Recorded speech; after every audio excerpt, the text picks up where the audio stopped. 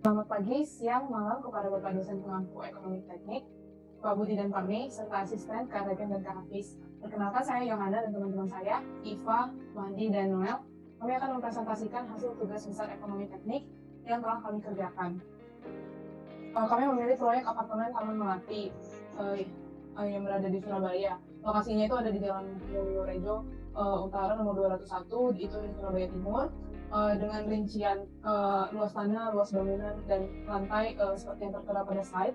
Kontraktornya itu dari PT Adikarya Persero, dan owner dan developernya juga dari PT Adi Persada Gedung. Sedangkan untuk umur layan apartemen ini adalah sekitar 40 tahun. Apartemen ini berada di Surabaya Timur, yang mana lokasinya itu dekat dengan beberapa kampus. Salah satunya itu kampus ITS. Jadi bisa dibilang apartemen ini salah satu jangkauannya juga adalah kaum mahasiswa dan juga dosen seperti itu.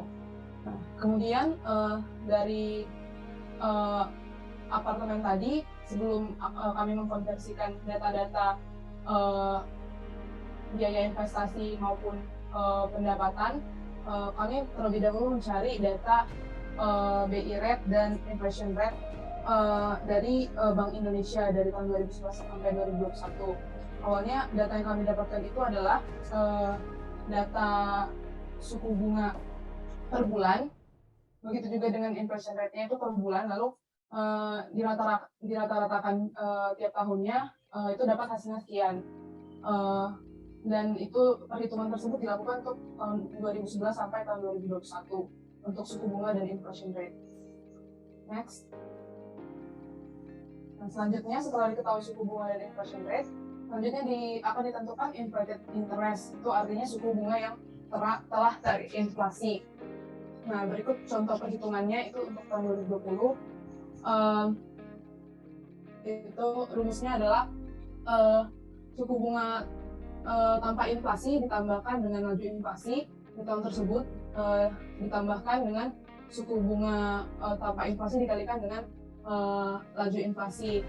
Nah, perhitungan inflated interest itu dilakukan untuk setiap tahunnya dari tahun 2011 sampai tahun 2021 dengan hasil seperti di tabel berikut. Next, konversi data. Untuk konversi biaya investasi proyek, kami akan mengkonversikan data biaya investasi proyek yang dari tahun 2014 ke tahun 2021. Nah, perhitungan dilakukan setiap tahunnya, 2015, 2016 sampai 2021, tentunya dengan inflated interest yang berbeda-beda. Jadi perhitungan dilakukan satu persatu. Berikut contoh perhitungannya. Misalnya untuk dari tahun 2014 ke 2015, diketahui inflated interest tahun 2015 itu 14,38%, sedangkan biaya investasi awal proyek itu di tahun 2014 sekitar 437 miliar. Lalu biaya tersebut dikalikan dengan 1 ditambah inflated rate pada inflated interest pada tahun 2015, maka akan didapatkan biaya investasi di tahun 2015 begitu sampai tahun 2021.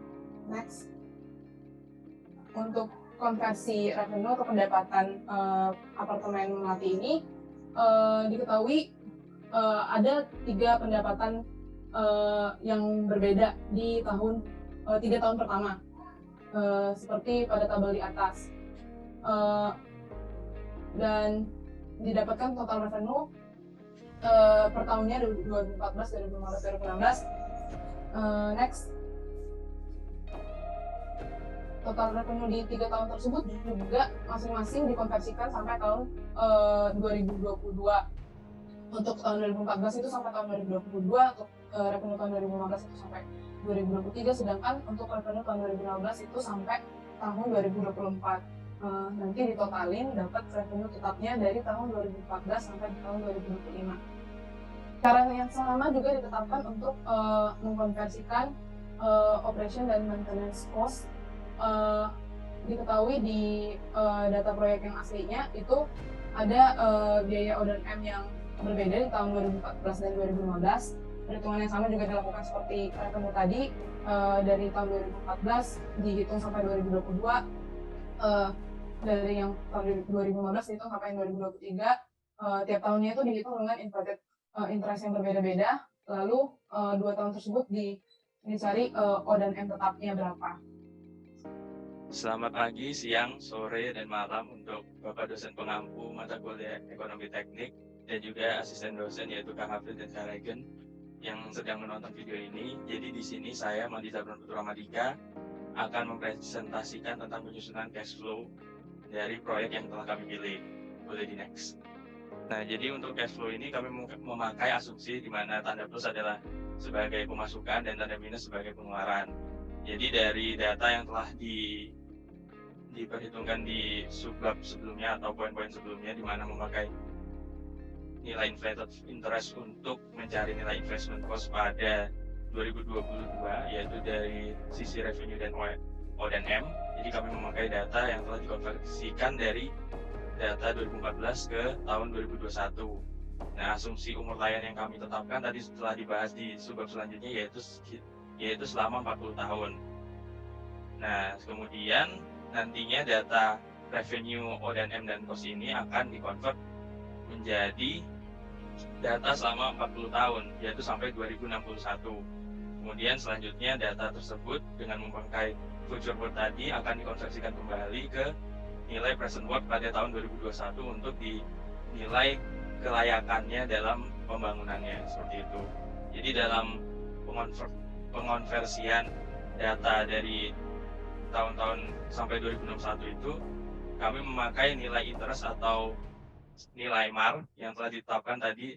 Jadi MAR itu adalah BI ditambah margin, di mana margin itu biasanya kisaran 3-5%, tapi dalam proyek ini kami memakai ketetapan yaitu 5%. Dari BI yang tadi telah dijelaskan teman saya, kami memakai 3,53%, kemudian ditambah margin 5%, jadi 8,53% adalah MAR yang ditentukan untuk proyek ini. Boleh di next. Di next lagi aja.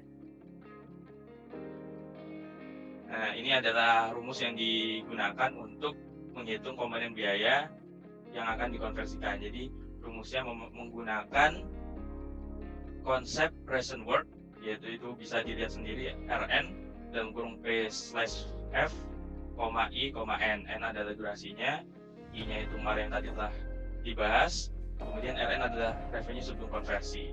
Seperti itu. Ini adalah contoh perhitungannya pada tahun 2022 dengan menggunakan N1 dan MAR-nya sudah dimasukkan, nilai sebelum konversi bisa dilihat pada slide, kemudian didapatkan hasil sebagai berikut.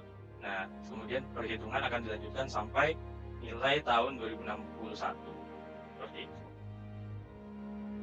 Kemudian selanjutnya dari cash flow yang telah kami buat, kami akan melakukan analisis ekonomi teknik, yaitu terdiri dari 5 subbab, bisa dibilang seperti itu, yaitu ada net present value atau NPV, benefit cost ratio atau BCR, internal rate of return atau IRR, dan analisis payback period atau PP, dan yang terakhir adalah analisis sensitivitas.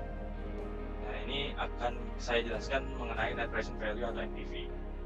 Jadi dalam NPV ini kami melakukan perubahan nilai-nilai yang ada pada cash flow ke present worth atau pada tahun 2021. Cara merubahnya adalah dengan menggunakan rumus P sama dengan F per 1 plus I pangkat N yang akan merubah semua dari 3 komponen yaitu cost, revenue, dan O dan M. Kemudian akan kami hitung net present value-nya dengan menggunakan nilai NPV, dengan menggunakan rumus NPV sama dengan PV revenue in PV cost plus PV O dan M. Nah, jika didapatkan hasil yang lebih dari 0, maka proyek tersebut dapat dikatakan layak secara ekonomi. Tapi jika hasil tersebut kurang dari 0, maka proyek itu dikatakan kurang layak secara ekonomi. Nah, dalam proyek ini, kami mendapatkan bahwa nilai NPV yang kami tinjau adalah di atas 0, maka proyek ini dapat dikatakan layak. Seperti itu. Baik, selanjutnya akan saya lanjutkan untuk analisis kelayakan finansial metode lain. Yang pertama yang kedua itu benefit cost ratio atau BCR. Jadi benefit cost ratio adalah indikator yang menunjukkan hubungan antara biaya relatif dan manfaat dari proyek yang diusulkan. Tujuannya sendiri adalah untuk menentukan apakah benefit sebagai imbalan atas cost menguntungkan atau tidak. Dan di sini metode yang digunakan ada dua, yaitu BCR konvensional dan BCR modified dengan rumus seperti yang tertera pada PPT. Untuk BCR konvensional caranya itu dengan membagi present worth benefit dengan present worth cost dan diperoleh rasionya sebesar 1,6294. Dan untuk BCR modified rumusnya adalah benefit kurang dis-benefit kurang operation dan maintenance dibagi initial investment dan diperoleh nilai rasionya sebesar 2,0269. Nah, dapat disimpulkan dari kedua nilai BCR tersebut bahwa keduanya bernilai lebih besar daripada satu, sehingga dapat dikatakan proyek ini layak. Selanjutnya metode ketiga yaitu internal rate of return atau IRR. Nah, pengertian dari IRR sendiri adalah suku bunga yang diperoleh dari saldo investasi yang belum terpulihkan, sehingga pembayaran atau penerimaan akhir akan menyebabkan saldo menjadi nol. Di sini langkah yang dilakukan yang pertama adalah menghitung net present value dengan menggunakan parameter MAR sebesar 8,53%. Dan di sini yang dilakukan adalah kita mengiterasi net present value dengan mengubah besaran IRR sehingga diperoleh net present value sebesar 0. Nah, di sini ketika net present value-nya 0, kita peroleh IRR-nya adalah 16,40%. Dan nilai tersebut lebih besar dari MAR yang sudah dihitung sebelumnya, yaitu 8,53%, sehingga dapat dikatakan bahwa proyek ini layak dan menguntungkan. Metode keempat yaitu payback period. Tujuan dari payback period ini sendiri adalah untuk menentukan atau mengukur lama waktu suatu investasi akan balik modal atau menutup semua biaya pengeluaran yang dilakukan sehingga dapat dikatakan sudah mencapai break-even point. Pada metode ini dilakukan dua macam analisis, yaitu yang pertama discounted payback period dan yang kedua adalah payback period without interest. Jadi seperti namanya, kita untuk discounted payback period dihitung dengan menggunakan suku bunga, di mana suku bunganya sendiri yaitu MAR sama dengan 8,53%, dan yang merupakan break even-nya adalah pada tahun ke-12. Jadi di situ bisa dilihat bahwa nilai net cash flow-nya berubah tanda dari negatif pada tahun 11 menjadi positif pada tahun ke-12. Dan untuk payback period without interest-nya artinya kita tidak menggunakan suku bunga sehingga dapat dihitung secara langsung menggunakan rumus NCF dan diperoleh break even-nya pada tahun ke-6, di mana terjadi perubahan tanda dari tahun ke-5 dan tahun ke-6. Kesimpulan yang bisa diperoleh dari metode ini adalah karena payback period untuk kedua metode kurang dari umur lain yaitu 40 tahun, maka dapat dikatakan bahwa proyek ini menguntungkan sehingga layak untuk dilanjutkan. Selanjutnya dilanjutkan oleh teman saya. Ya benar, dulu. Nama saya Naul Tomo. Di sini saya akan menjelaskan analisis sensitivitas yang sudah kami lakukan. Jadi analisis sensitivitas ini perlu dilakukan untuk melihat adanya hubungan antara perubahan nilai parameter biaya dengan cash flow yang dihasilkan. Analisis ini dapat menentukan apakah keputusan yang dilakukan sensitif terhadap adanya perubahan parameter biaya, sehingga hasilnya nanti dapat digunakan untuk mengukur seberapa besar dampak perubahan biaya tersebut terhadap tingkat kelayakan proyek. Next. Dalam perhitungan ini, nilai parameter yang kami antisipasi mengalami perubahan adalah yang bersifat tidak tetap, maka dalam hal ini diambil perubahan revenue dan biaya operational and maintenance dengan variasi error sebesar minus 40% hingga 40%. Berdasarkan perhitungan yang kami lakukan, yaitu dengan menghitung present value menggunakan rumus pada slide berikut, lalu ditentukan besar NPV dengan menggunakan semua nilai present value-nya. Lalu berdasarkan nilai perhitungan tersebut diketahui ada NPV bernilai negatif, yaitu ketika revenue berkurang sebesar 40%, hingga dia mengalami rugi sebesar kurang lebih 28,8 miliar. Maka untuk mengatasi hal tersebut, kami harus menaikkan harga jual per unit untuk mendapatkan net present value yang positif, sehingga proyek dapat dikatakan layak terlepas adanya perubahan revenue dan biaya operasional sebesar lebih atau kurang dari 40%. Next. Berdasarkan grafik pada slide ini, diketahui nilai perubahan revenue memiliki gradien lebih besar dibandingkan perubahan biaya operasional. Lalu juga perubahan biaya operasional tidak mengubah status kelayakan proyek, di mana dia memiliki semua nilai NPV yang positif untuk berbagai persentase error. Maka dapat dikatakan si proyek ini lebih sensitif terhadap perubahan revenue dibandingkan biaya operasional. Next slide. Maka berdasarkan solusi yang sudah saya sebutkan tadi, berikut harga jual per unit dan service charge hasil perhitungan kami yang menghasilkan nilai NPV yang bernilai positif. Next slide. Lalu juga untuk simpulan berdasarkan berbagai analisis yang kami lakukan, didapat bahwa proyek ini bisa menguntungkan dan investasi yang dilakukan terhadap proyek apartemen ini layak untuk dilakukan. Next. Mungkin cukup sekian presentasi dari kelompok 2, kurang lebihnya mohon maaf, terima kasih.